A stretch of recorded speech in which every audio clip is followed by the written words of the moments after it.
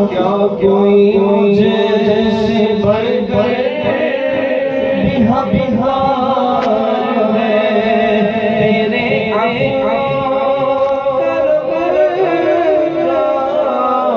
شہید کیا کوئی مجھے سے بڑھ کر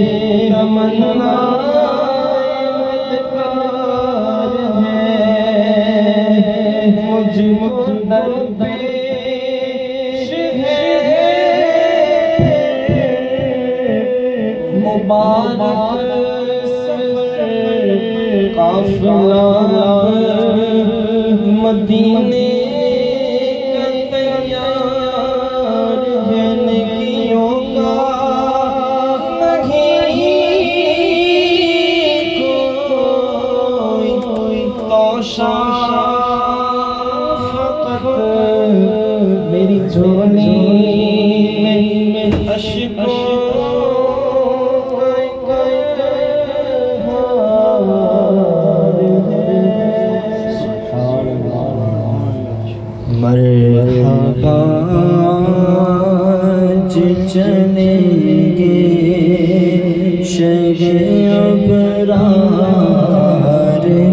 پاس مرحبا جو چلیں گے شہر ابرار کے پاس انشاءاللہ پہنچ جائیں گے سرکار کے پاس انشاءاللہ پہنچ جائیں گے سرکار کے پاس مرحبا چلیں گے شہر ابرار کے پاس پیش کرنے کے لیے کچھ نہیں بدکار کے پاس پیش کرنے کے لیے کچھ نہیں بدکار کے پاس پیش کرنے کے لیے کچھ نہیں بدکار کے پاس ٹھہرو سیاہ ہے گناہگاروں کے سردار کے پاس ٹھہرو سیاہ ہے گناہگاروں کے سردار کے پاس مل چکا زین مبارک ہو مدینے کا سفر مل چکا زین مبارک ہو مدینے کا سفر قافلے والو چلو احمد مختار کے پاس قافلے والو چلو احمد مختار کے پاس اور خوب رو رو کہ وہاں غم کا فسانہ کہنا حاضر ہے درے دولت پہ گدا سرکار توجہ فرمائے محتاج نظر ہے حال میرا سرکار توجہ فرمائے میں کب آنے کے قابل تھا رحمت نے یہاں تک پہنچایا سرکار پہ تن من جان فدا سرکار توجہ فرمائے خوب رو رو کہ وہاں غم کا فسانہ کہنا غم زدو چلے احمد مختار کے پاس میں گناہگار گناہوں کے سوا کیا لاتا میں گناہگار گناہوں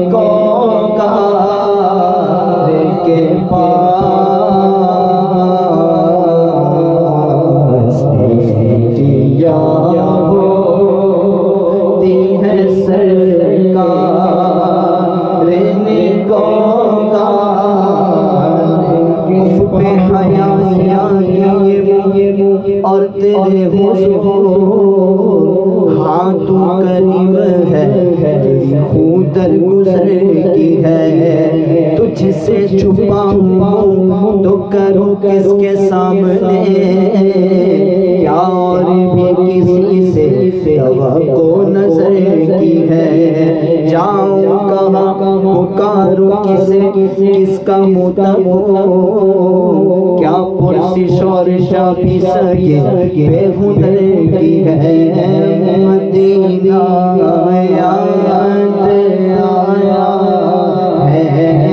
مدینہ یاد آیا مدینہ یاد آیا ہے مدینہ یاد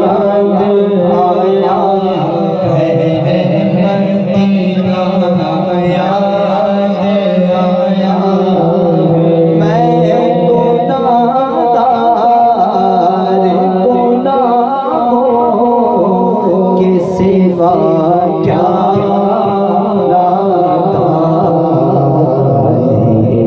کیا ہوتی ہے سرکار گنہگار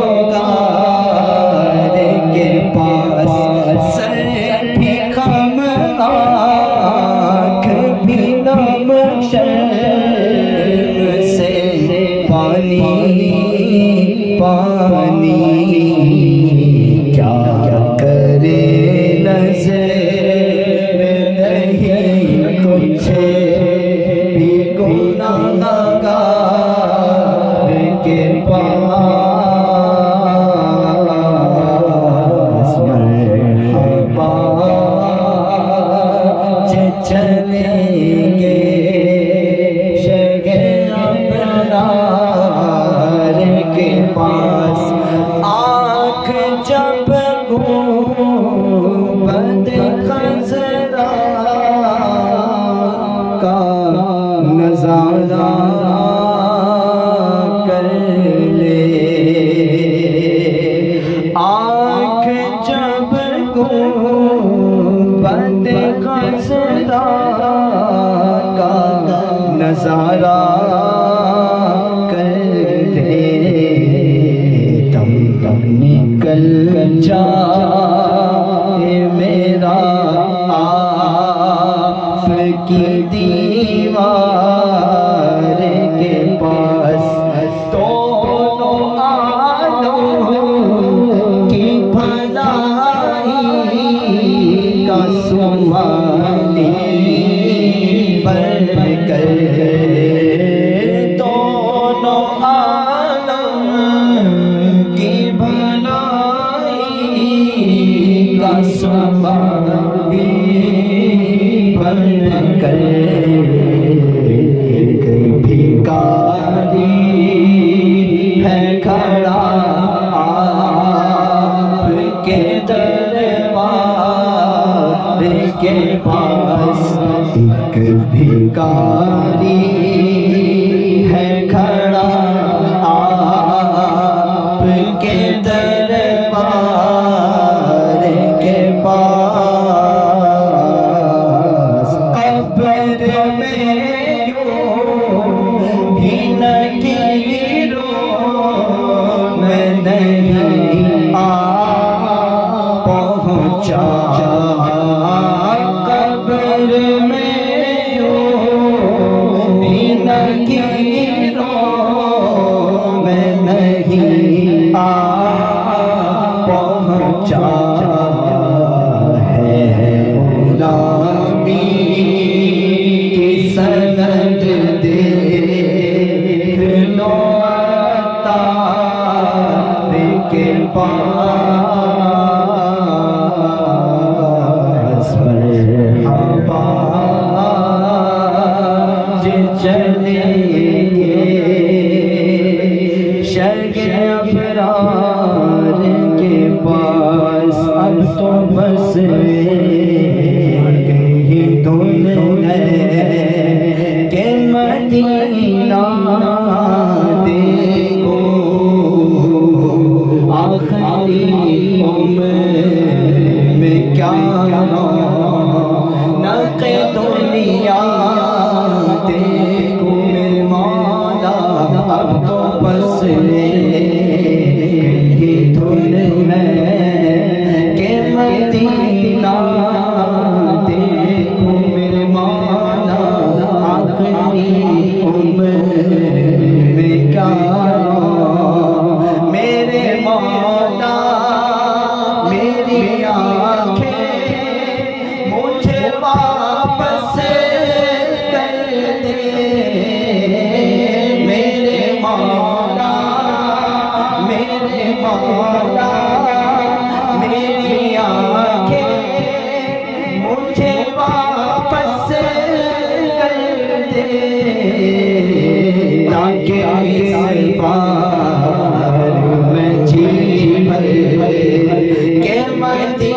مدینہ دیکھو، اس نے بھی مدینہ دیکھ لیا، اس نے بھی مدینہ دیکھ لیا، سرکار کبھی تو میں بھی کہوں، سرکار کبھی تو میں بھی کہوں، میں نے بھی مدینہ دیکھ لیا، اب تو بس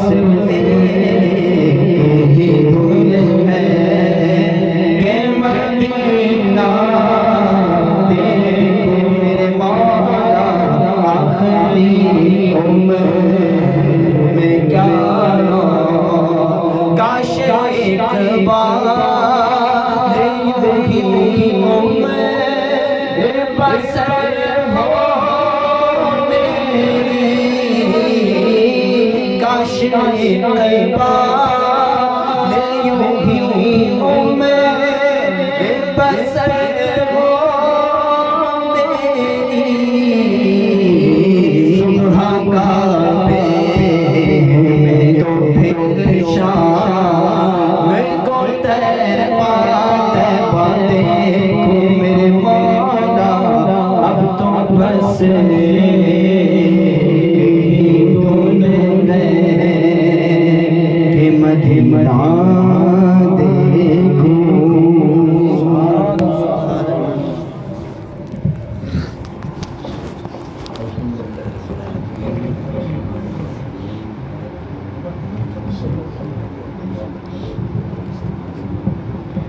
صلی اللہ علیہ یا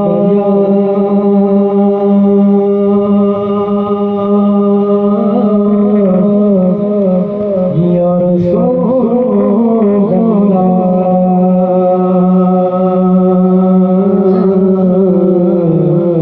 وسلم علیہ یا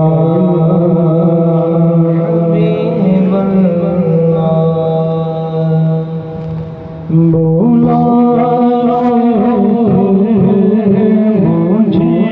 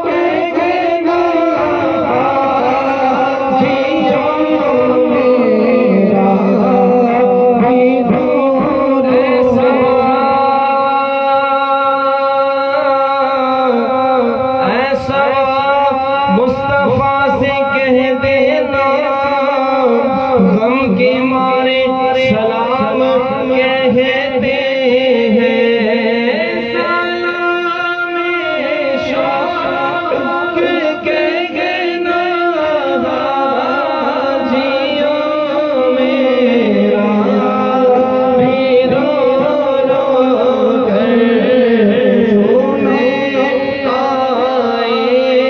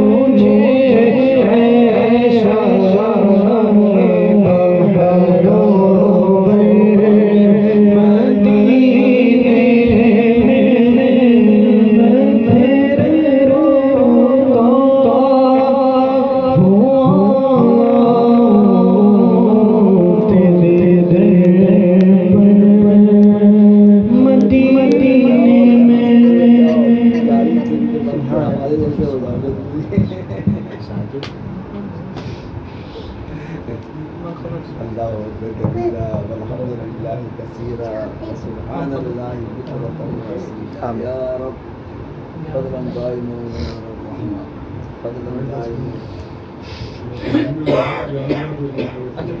حضرت صاحب یہ حضرت صاحب ہاں سائمہ سے تشریف لائے ہیں، خطیب سائمہ ہیں یہ ماشاءاللہ جی الحمدللہ.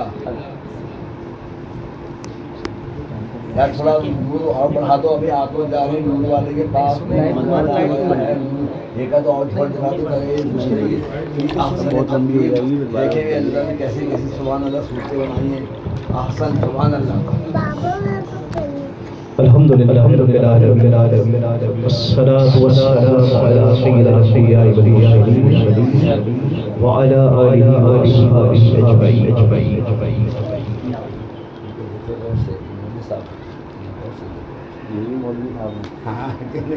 انشاءاللہ بنیں گے، سارے مولوی صاحب بنیں گے، یہ عالم فاضل ماشاءاللہ. جیسے ہمارے ثاقب بھائی، سراج بھائی اور اہل خانہ کا سلسلہ ہے جانے کا، الحمدللہ رب العالمین. اللہ تعالیٰ ان کا جانا قبول و منظور فرمائے اور ہمیں بھی بار بار جانے کی سعادت نصیب فرمائے. ماشاءاللہ بہترین کلام پڑھے جا رہے تھے.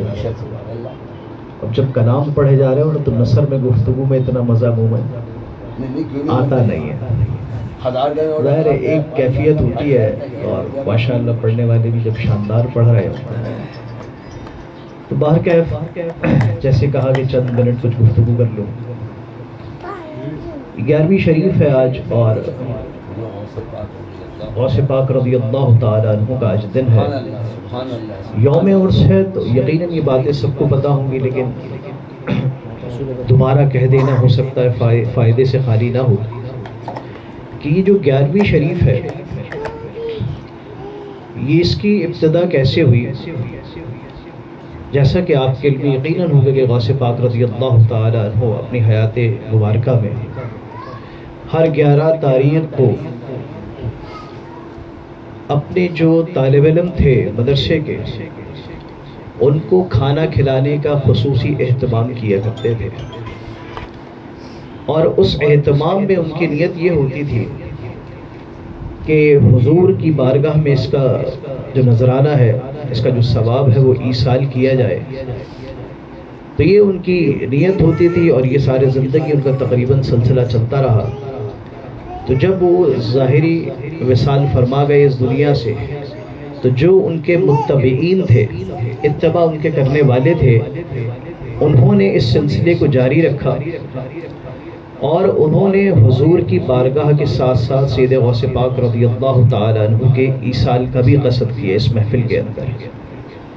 تو پھر ہونے یہ لگا کہ 11ویں شب منائی جانے لگی، 11 تاریخ منائی جانے لگی، اور اس میں حضور اکرم صلی اللہ تعالیٰ علیہ وسلم اور سید غوث پاک رضی اللہ تعالیٰ عنہ کو ایصال ثواب کیا جانے لگا. یہ سلسلہ جاری رہا یہاں تک کہ یہ سلسلہ جب بر صغیر تک پہنچا تو پھر تھوڑی اس میں تبدیلی آئی، اور وہ تبدیلی یہ ہے جو آج ہم ملاحظہ کر رہے ہیں کہ نعت پاک کا سلسلہ ہوا، اس پہ منقبتوں کا سلسلہ ہوا، اور یہ سلسلہ چلتا رہا. تو اس کو 11ویں شریف آج کل، اور پھر یہ جو خاص اس دن آتا ہے یہ بڑی 11ویں شریف کے نام سے موصوف ہو. ظاہر عرف کے اعتبار سے موسموں میں، زمانوں میں تبدیلیاں ہوتی رہتی ہیں. تو یہ آج جو اس کی شکل ہے، در حقیقت یہ جو محفل ہے وہ سرکار دو عالم صلی اللہ تعالیٰ علیہ وسلم اور حضور غوث پاک رضی اللہ تعالیٰ عنہ کے ایصال ثواب کی محفل ہے. تو یہ اس کا مقصد ہوتا ہے، اور اس کا کوئی مقصد نہیں ہوتا کہ حضور کی بارگاہ میں اور غوث پاک کی بارگاہ میں اس کا ثواب ایصال کیا جائے.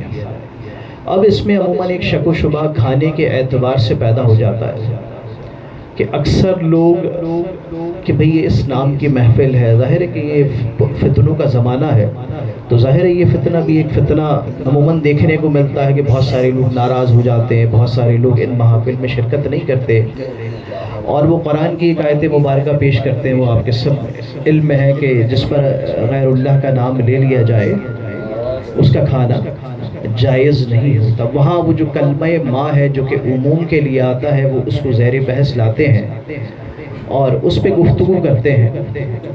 پھر جب کہا جاتا ہے کہ بھئی جانور تو ذبح ہی نہیں ہوا، جیسے آج بھی یقیناً ذبح نہیں ہوا ہوگا، گوشت آیا ہوگا اور کچھ نہ کچھ کھانا بنا ہوگا، تو وہ کہتے ہیں کہ اس ماہ میں یہ کھانا بھی شامل ہے. ایک تو قربانی بھی شامل ہو گئی اور اس ماہ میں یہ کھانا بھی شامل ہو گیا، تو لہٰذا اس کھانے کو پھر ناجائز قرار دے دیتے ہیں.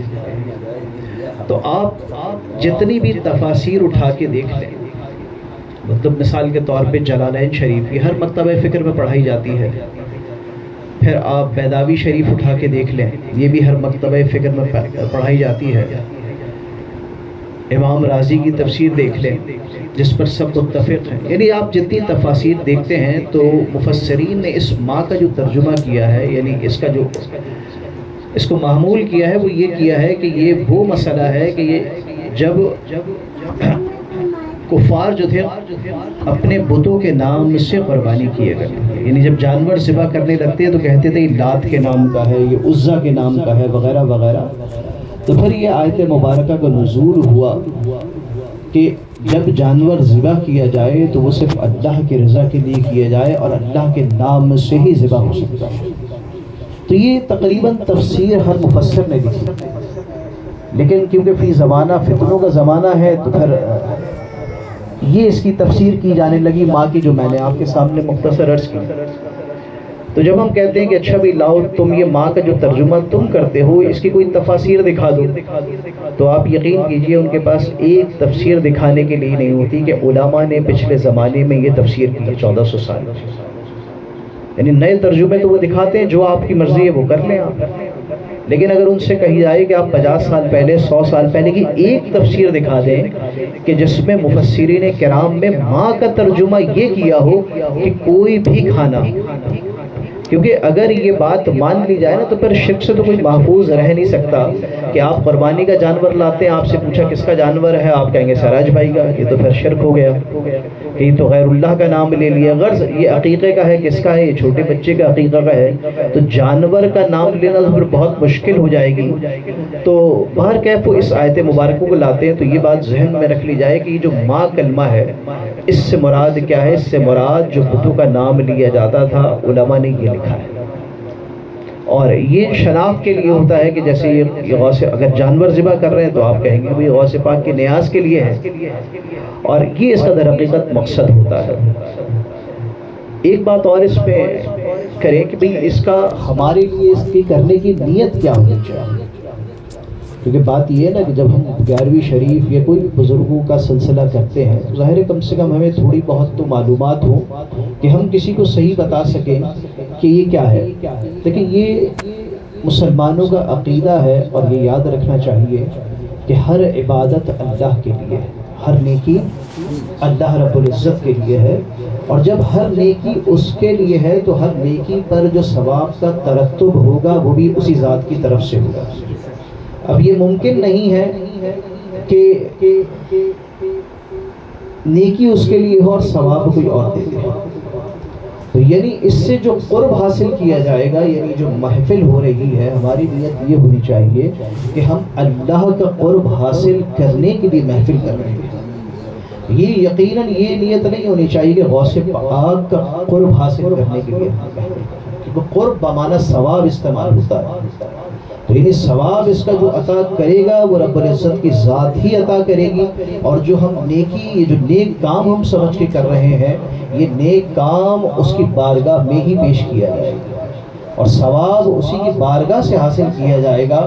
تو پھر ہمارا مقصد یہ ہوگا کہ جو اللہ رب العزت ہمیں اس کام پر ثواب عطا فرمائے وہ ہم غوث پاک کی بارگاہ کو ایصال کرتے ہیں، ان کی بارگاہ کو پہنچاتے ہیں۔ یہ بڑا واضح مقصد ہمارے ذہن میں ہونا چاہیے کہ ہم یہ کھانا بھی کھلائیں گے تو اللہ کے لیے، یہ ہم بیٹھیں گے بھی تو اللہ کے لیے، نعت پڑھیں گے بھی تو ہم اللہ رب العزت سے ثواب حاصل کرنے کے لیے، یہ جو ذکر بیان ہوگا یہ بھی اللہ رب العزت کی بارگاہ میں ثواب کی نیت سے ہوگا، اور جو ثواب وہ اپنی شان کے لائق عطا فرمائے وہ ہم بزرگان دین اور سرکار کی بارگاہ میں ایصال کرتے ہیں۔ سبحان اللہ، سبحان اللہ، ماشاء اللہ۔ اب سوال یہ پیدا ہوتا ہے کہ غوث پاک کو میں ثواب ایصال کروں، ایک وسوسہ شیطان یہ بھی ڈالے کہاں غوث پاک کی ذات اور کہاں میرا یہ چند نعتیں پڑھ لینا، یہ چند باتیں کر لینا، وہ ذات کہاں اور میں کہاں۔ پھر آپ کہیں سرکار دو عالم صلی اللہ تعالی علیہ وسلم کی ذات مبارکہ تو اعلیٰ عرفہ، اس سے تو کوئی اوپر ذات ہی نہیں، تو میری حیثیت کیا کہ میں ان کو ثواب ایصال کر سکوں۔ تو علماء نے اس کے بہت سارے جوابات لکھے، اگر ہم ان جوابات کو صرف کرنا شروع کریں تو میرا خیال سے بہت دیر ہوگا۔ تو جو جواب، ایک بعض اوقات ہوتا ہے نا، آپ کچھ پڑھتے ہیں تو کوئی بات آپ کو زیادہ دل کو لگتی ہے، کوئی کم دل کو لگتی ہے، ہر آدمی کی اپنی کیفیت ہوتی ہے۔ تو مجھے جو سب سے زیادہ دل کو بات لگتی ہے کہ ہماری حقیقت کیا اور ان اعلیٰ اور عرفہ شخصیت کو ایصال ثواب کیا، تو یہ بات لگتی ہے کہ ایصال ثواب کی ہر شخص کو ضرورت ہے، ہر شخص کو ضرورت ہے۔ اس کی وجہ کیا؟ اس کی وجہ یہ ہے کہ اللہ رب العزت کی عطا کی کوئی حد ہے؟ یقیناً حد نہیں ہے، یعنی وہ جو عطا فرمائے گا اس کی تو کوئی حد ہی نہیں ہے، وہ تو عطا فرماتا جائے گا، عطا فرماتا جائے گا۔ قرآن میں اللہ رب العزت نے بتا دیا وَرَفَعْنَا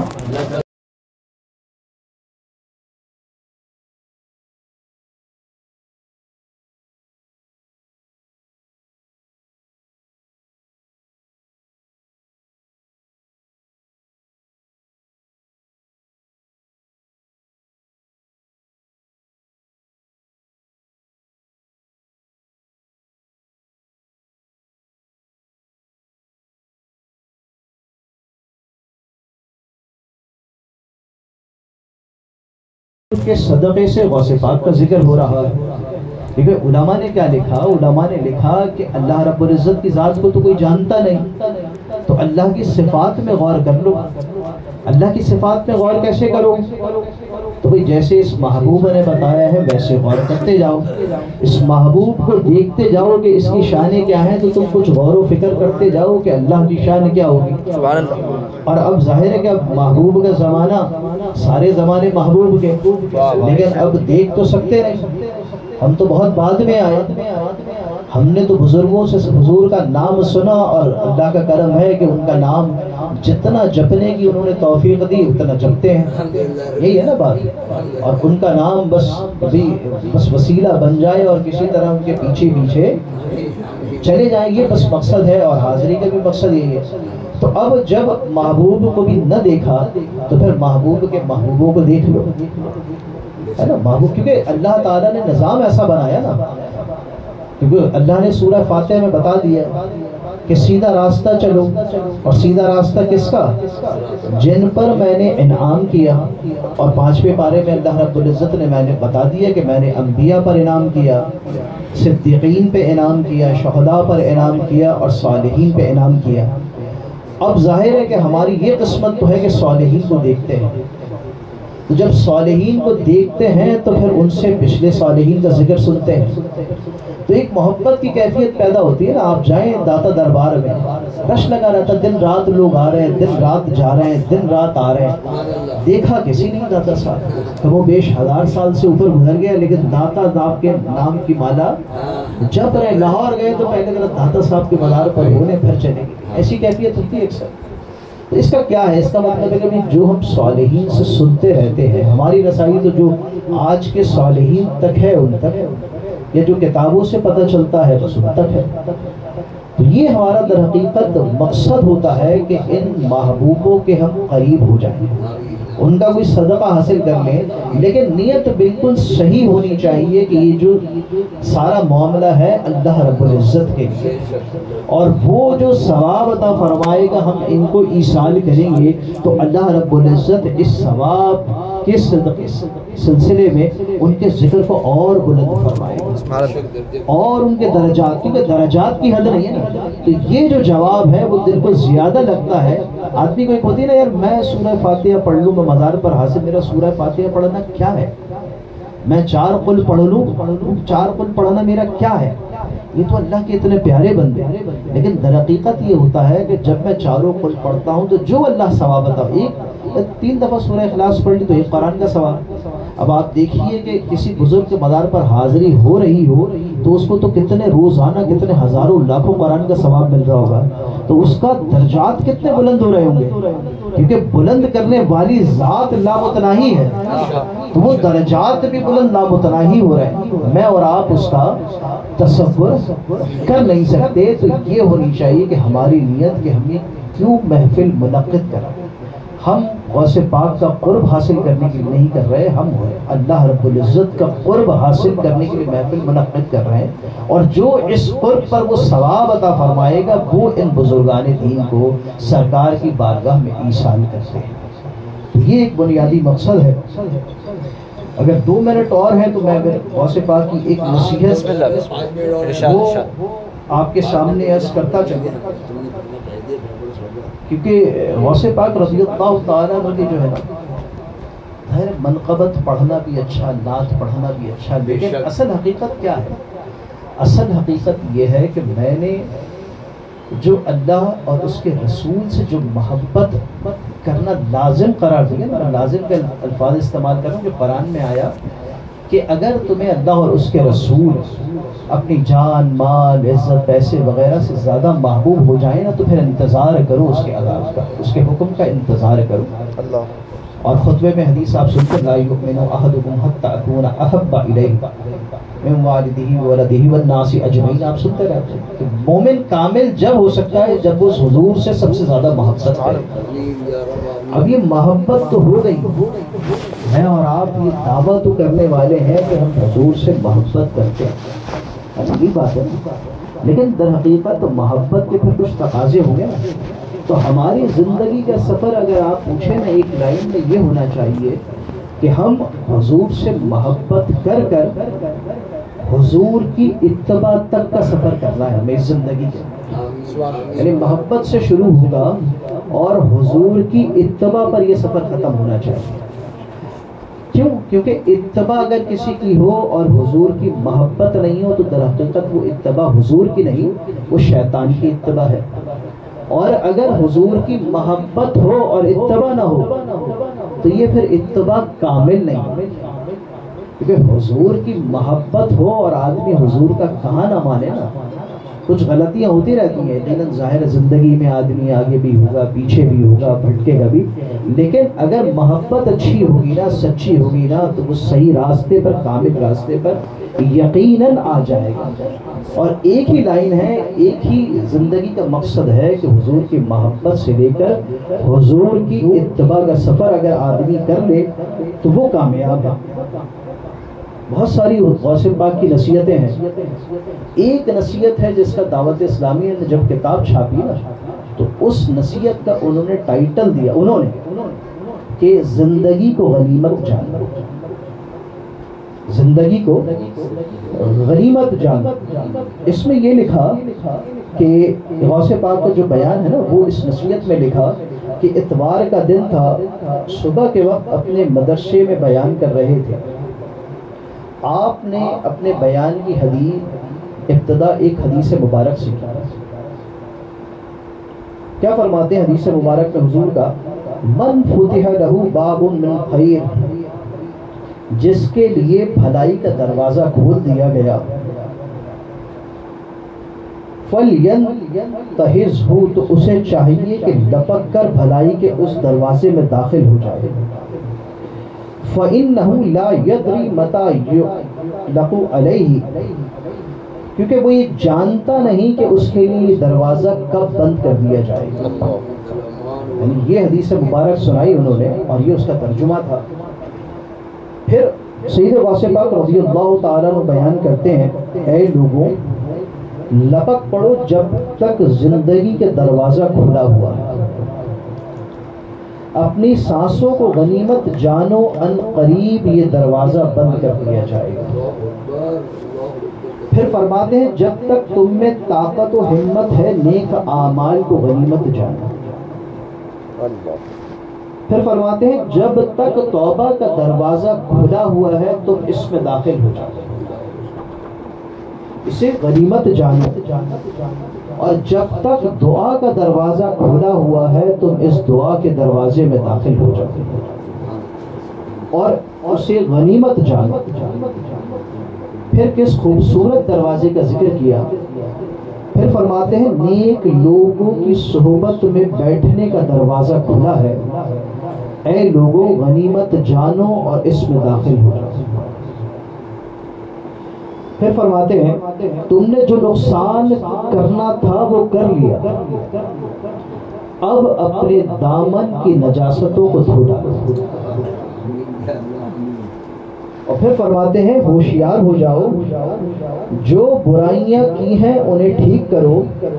پھر کہتے ہیں دل پر جو گناہوں کی سیاہی تم نے مل لی ہے نا اس کو دھو ڈالو۔ اور پھر کہتے ہیں کہ رب کریم کی نافرمانی سے واپس لوٹا۔ یعنی پورا یہ درس مبارک دعوت اسلامی نے جو کتاب شائع کی ہے اس کے اندر مختلف نصیحتوں میں یہ نصیحت ہے، واپس لوٹ آؤ اور اللہ کریم کے دروازے پر حاضر ہو جاؤ، یہاں کوئی نہیں ہے صرف اللہ خالق اور مالک ہے، اگر اس کے تم در پر حاضر ہو جاؤ تو اس کے بندے ہو، اور اگر تم مخلوق کی طرف متوجہ ہو یعنی مال دولت گھر بیوی وغیرہ اگر اس کی طرف متوجہ ہو اور اس کی وجہ سے اللہ کے در پر حاضر نہیں ہو پاتے تو یقیناً تم اللہ پاک کو بھولے بیٹھے ہو، اللہ پاک کی بندگی نہیں کر رہے بلکہ تم مخلوق کے بندے بنے ہوئے۔ پھر آخر میں کہتے ہیں یعنی اس نصیحت کے آخر میں، اے انسان سستی مت کر، کیونکہ سستی ہمیشہ کی محرومی اور شرمندگی کا سبب ہے، اپنے اعمال اچھے کر، اللہ پاک دنیا اور آخرت میں تمہیں انعام عطا فرمائے گا۔ اور بڑی خوبصورت بات کی غوث پاک رضی اللہ تعالیٰ عنہ نے کہ لوگوں جب تمہیں موت آئے گی تم خواب غفلت سے بیدار ہو جاؤ گے، مگر اس وقت بیدار ہونے کا کوئی فائدہ نہیں۔ یعنی آدمی کہتا ہے کہ ابھی میں جگ رہا ہوں، پھر آنکھیں بند ہو گئیں۔ علماء کیا کہہ رہے ہیں کہ در حقیقت تم ابھی سو رہے ہو، اس وقت تمہاری آنکھیں کھل جائیں۔ اللہ یہ جو ٹائٹل دعوت اسلامی جنہوں نے کتاب جنہوں نے بھی کیا، اور بڑی خوبصورت انہوں نے اس کی ہیڈنگ ڈالی کہ زندگی کو غنیمت جانو، اور انہوں نے اس میں غوث پاک رضی اللہ کا مختلف جو وعظوں میں نصیحت کی ہے یا وصیت کی ہے ان کو انہوں نے تحریر کیا ہے۔ تو اللہ رب العزت سے دعا ہے کہ ہمیں واقعی اس زندگی کو غنیمت جاننے کی وہ توفیق نصیب فرمائے، اپنی زندگی کو صحیح کرنے کی توفیق نصیب فرمائے، اپنے دلوں کی نجاست کو دھو ڈالنے کی توفیق نصیب فرمائے، توبہ کا دروازہ، دعا کا دروازہ، نیک لوگوں کی صحبت کا دروازہ، یہ جو ہمیں نصیحتیں کی نا غوث پاک رضی اللہ تعالیٰ، اصل تو یہ ہے کہ ہم اس پر عمل پیرا ہو جائے نا تو پھر ہم بھی متبعین میں شامل ہو جائیں گے، ان کی اتباع کرنے والے، متبعین کہتے ہیں ان کی اتباع کرنے والوں کو، تو پھر یہ جو 11ویں کرنے کا ثواب ملے گا نا جو اللہ عطا فرمائے گا یہ بھی براء الورا ہوگا جیسے اس کی شان ہے نا، لیکن در حقیقت ہم اتباع کرنے والے بنے، کیونکہ یہ اتباع صالحین کی اتباع حضور کی اتباع تک لے کے جاتی ہے، اور حضور کی اتباع جو ہے نا پھر رب العزت کی طرف لے کے جاتی ہے۔ یعنی ایک نصیحت اس میں تھی، انہوں نے 3 باتیں کی، اور 3 باتیں کرنے کے بعد پتہ کیا کہا، یہ نصیحت کا یعنی عمل کا ادنا درجہ ہے۔ غوث پاک کیا فرماتے ہیں؟ عمل کا ادنا درجہ ہے۔ کس کو کہتے ہیں عمل کا ادنا درجہ؟ کہتے ہیں جو کہا گیا ہے نا نیکی کرنے کا وہ کرو، جس سے رکنے کا کہا گیا اس سے رکو، اور جو تمہاری تقدیر ہے نا تم اس پر راضی ہو جاؤ، یہ مسلمان کے لیے سب سے ادنا درجہ ہے۔ یعنی ایک نصیحت میں آپ دیکھیے غوث پاک نے پورے دین کو سمو دیا۔ آپ دیکھیے دین کا خلاصہ یہی بنتا ہے جو کہا گیا وہ کرو، اور جس سے روکا گیا اس سے رک جاؤ، اور اللہ رب العزت کی رضا پہ راضی رہو۔ اللہ تعالی ہمارا یہاں آنا بیٹھنا قبول و منظور فرمائے، اور یہ زائرین مدینہ ان کو بہترین برکتیں وہاں کی عطا فرمائے، اور وہاں کے جو ایام انہیں میسر آئے ان کو اچھے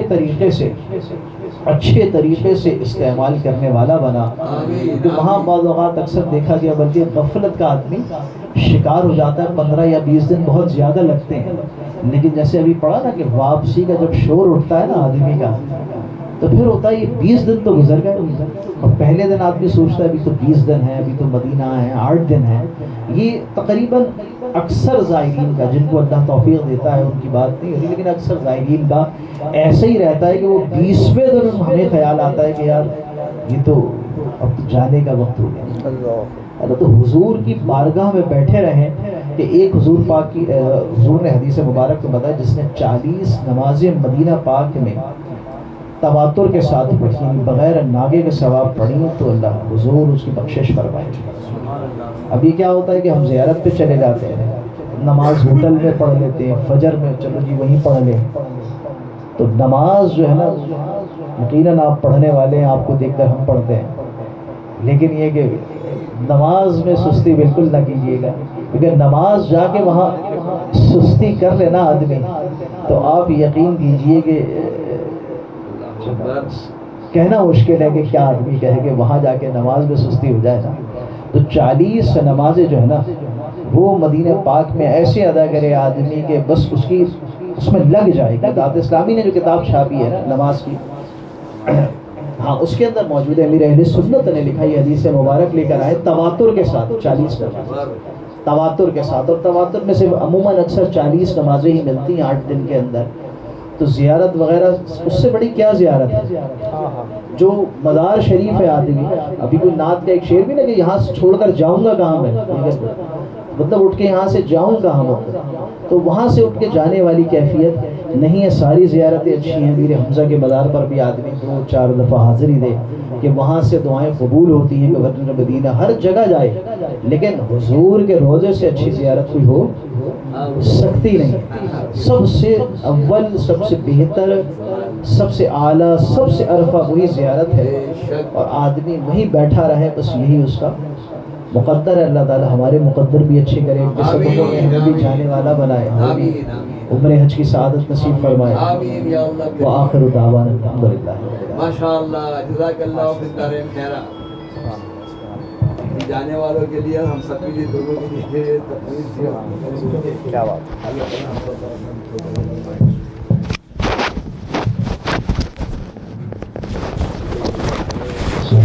حبیب صلی اللہ تعالی علیہ وسلم.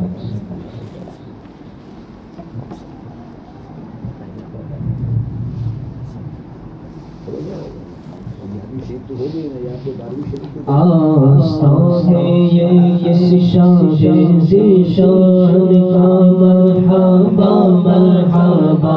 آستان یہ کس شان ذیشان کا مرحبا مرحبا.